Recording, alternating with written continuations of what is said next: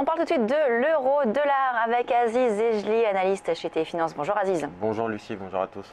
Alors ce matin, on a un euro-dollar qui s'affiche à l'équilibre. On est à 1,0828. C'est vrai qu'il n'y a pas beaucoup de tendance depuis début décembre. On est toujours dans ce range de consolidation entre 1,08 et 1,10. Est-ce qu'on peut faire quelque chose concrètement sur cette paire qui, j'ai l'impression, ennuie un peu les cambistes? Oui, alors effectivement, Lucie, on n'a pas vraiment de directionnel clair en ce début d'année.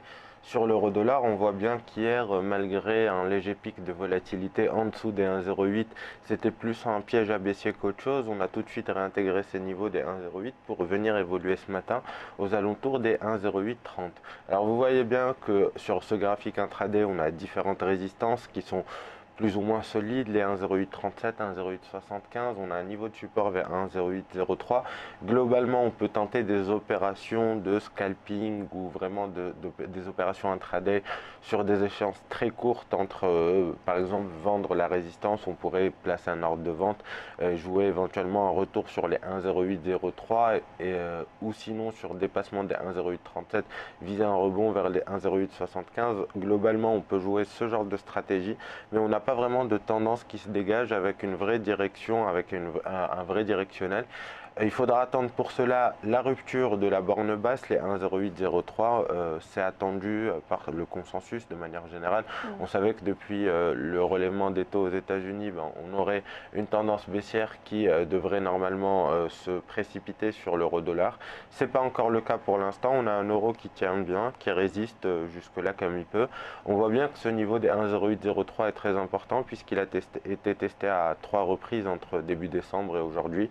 Et vous voyez bien qu'on est juste au-dessus, qu'on essaye de le percer, qu'on n'y arrive pas encore. On va donc attendre la rupture de ce niveau-là pour jouer un retour éventuel sur les 1,0740, mais c'est un peu trop tôt pour jouer cette stratégie. On a un plan de trading dans ce sens-là et on va attendre donc les signaux pour se positionner. Donc là, on attend clairement que le signal se mette en place. Oui, alors sur des opérations plus tendancielles, on aura tendance à attendre les signaux. Après, on peut toujours, comme je le disais, jouer des opérations en intraday, où là, il faudra vendre les résistances et payer les supports. Donc, on est un peu partagé entre ces deux stratégies. Merci Aziz. On marque une pause, on se retrouve tout de suite sur Direct Marché. On va retrouver Valérie Gastaldi de Day by Day. On va parler justement des marchés. À tout de suite.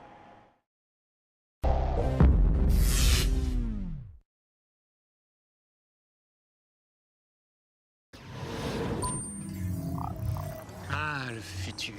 Ici, tout est tellement plus rapide. Là, je peux ouvrir un compte bancaire directement à la voix. Lu et approuvé, Nathan Lefebvre. Dans le futur, on anticipe. Pour tout. Tiens, c'est ma banque qui me prévient que j'ai de l'argent qui dort, et moi, je choisis où le placer. Mais bon, on est bien d'accord, hein. Tout ça n'existe pas encore. Ma banque, elle existe déjà. Boursorama Banque, la banque en ligne avec vous. Et en ce moment, 80 € offerts.